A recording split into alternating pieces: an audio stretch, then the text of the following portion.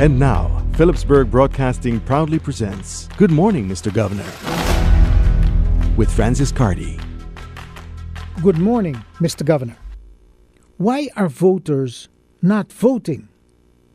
Whether the election is to elect the mayor of French St. Martin, members to serve in the Dutch St. Martin parliamentary elections, or for a deputy to serve in the French Parliament, the challenge is that voters are not going out to the polls to vote.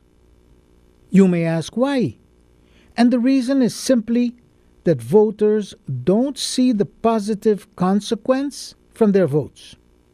This is even more difficult on our dual-cultured island because it takes so long for any political group to realize the many changes that they promise to the voters, and the people are totally disillusioned with the political system on both sides of the island.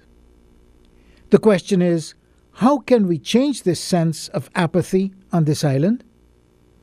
A friend once told me that apathy is caused by the lack of interest, and the lack of interest comes from the lack of involvement, and the lack of involvement comes directly from the elected representatives who fail to get back or communicate with the very people who elected them to office. Both sides of the island are in dire need of better communications, and we need to find more effective ways to communicate with voters at all times, during and also after elections are held. As far as the French side is concerned, it is a matter of language and its relevance to its people's daily lives.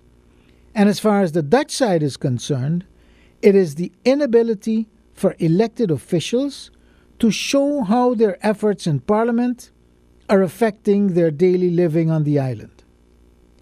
Community groups are not effective because their cries are not listened to.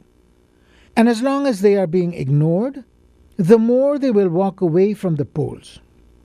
Voters are fed up with the fake government that they are experiencing, and until people begin to experience more positive efforts to experience the consequences of having a stable and integer government, they will stay away from voting whenever an election cycle comes around. Institutions like the NEPA are being created to provide workers who are direly in need of a second chance. But we are experiencing all kinds of jockeying for positions by those who are more concerned about themselves than about the very people that they are supposed to help. The point is that politicians and civil servants must forget about their own egos and begin to serve and engage the very people that they are expected to serve. And until this serving is not genuine nor sincerely dedicated to the people, they will continue to stay away from the polls whenever there's an election on either side of the island. Good morning, Mr. Governor. That was Good Morning, Mr. Governor by Francis Carty.